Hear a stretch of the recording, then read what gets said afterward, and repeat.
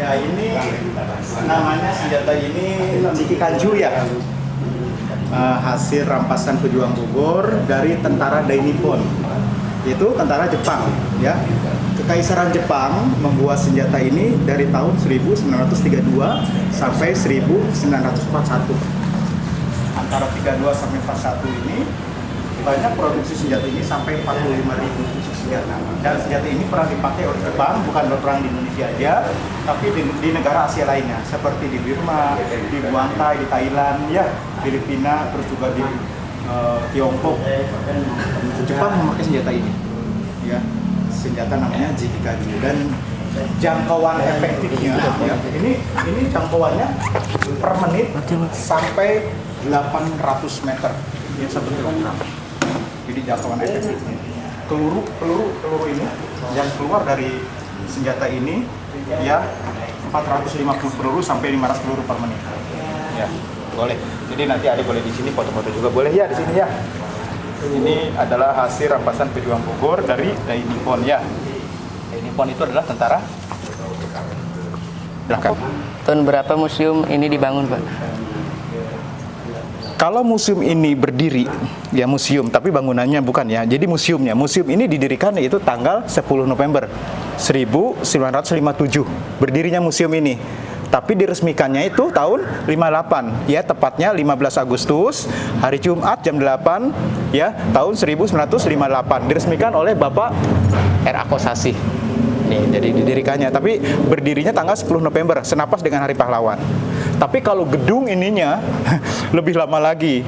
Gedung ini dibuat dari tahun 1879 ya oleh warga Belanda bernama Gustav untuk keperluan warehouse dulu ya sebelum museum perjuangan ya. Gedungnya juga mungkin sederhana dulu, tapi bangunan ini dulu dibangunnya pertama kali oleh seorang warga negara Belanda bernama Gustav, yaitu tahun 1879.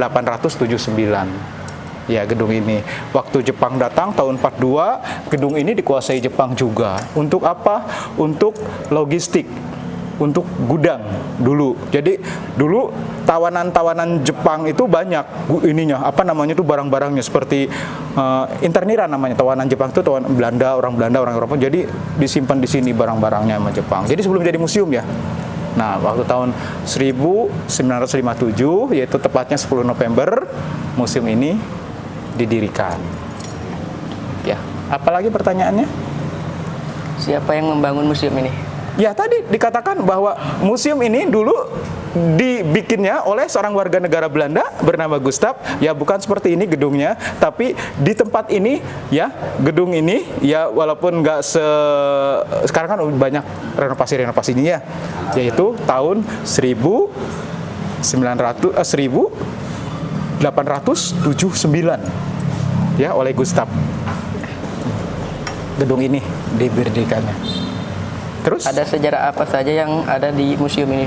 Nah, sejarah yang ada di dalam museum ini tentunya sejarah perjuangan bangsa kita melawan penjajah, terutama pejuang-pejuang orang Bogor ya, tapi ada juga orang Sukabumi, orang Cianjur, orang Depok, ada juga orang Banten. Jadi peninggalannya ada di sini ya. Seperti nanti kalau ada ke atas ada pusaka-pusaka.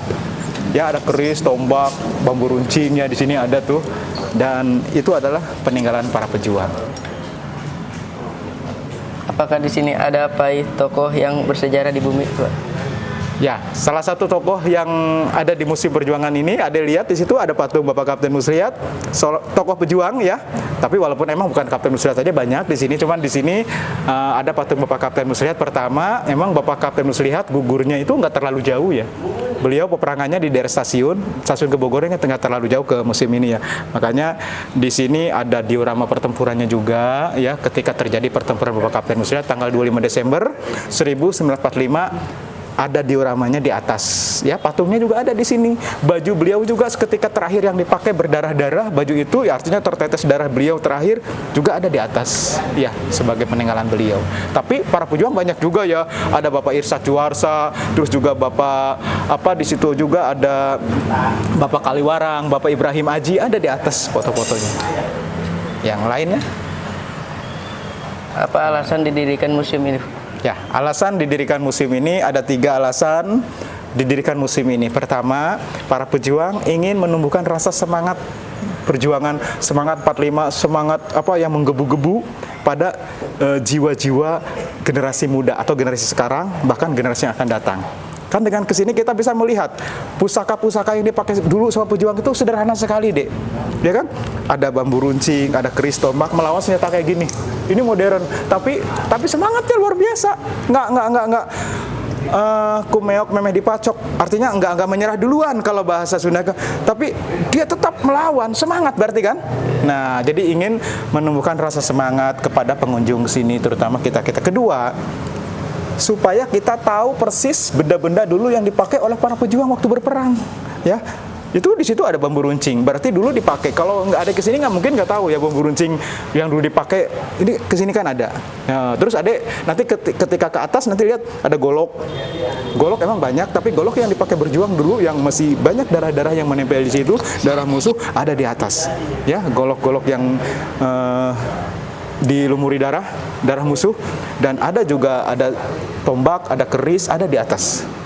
Jadi supaya kita bisa melihat langsung benda-benda itu. Yang ketiganya, supaya kita tidak lupa dengan sejarahnya, dengan sejarah bangsa kita dulu. Kita dijajah, jangan sampai nanti kita dijajah lagi. Makanya ketika kita melihat sini, jangan sampai kita dijajah lagi. Dengan syarat apa? Kita harus benar-benar menjadi manusia berkualitas, harus pintar, harus belajar supaya kita tidak dijajah lagi, ya. Karena dijajah dulu, pengalaman kita waktu dulu sejarah kita dijajah sangat pahit sekali, ya. Jangankan bisa belajar gini, bisa tidur enak, bisa makan enak, sebentar-bentar lari, sebentar-bentar disiksa, sebentar-bentar ditekan gitu, seperti itu ya. Jadi ada 3 hal. Pertama, ingin menumbuhkan rasa semangat. Kedua, supaya kita itu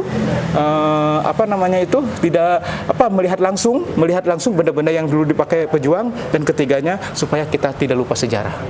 Kita mengingat bangsa kita. Ingat, kita merdeka itu bukan hadiah dari Jepang, bukan hadiah dari Belanda, bukan datang begitu saja, tapi dengan pengorbanan jiwa raga, ya, perjuangan sampai titik darah penghabisan. Apa benda terpenting yang ada di museum ini? Ya, kalau benda terpenting semuanya penting. Di museum karena namanya sejarah itu penting. Sebesar jarum pun yang namanya sejarah itu penting. Jadi sejarah ini tidak boleh hilang, tidak boleh dihilangkan, tidak boleh dibelokkan, ya.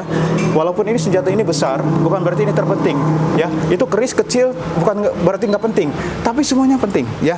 Apa yang ada di dalam Museum Perjuangan ini, benda-bendanya penting untuk apa? Untuk pelajaran buat kita sebagai generasi penerusnya. Bagaimana struktur pengurus museum ini? Struktur kepengurusan Museum Perjuangan ya sama dengan badan-badan lainnya atau instansi lainnya. Namanya struktur kepengurusan itu dari mulai kepala, ya, kepala museum, terus juga sekretaris, terus juga ada bendahara, dan ada bagian-bagian lainnya seperti ada bagian kemasyarakatannya, ada bagian dalam, itu sama aja. Seperti itu. Bapak, terima kasih ya hari ini.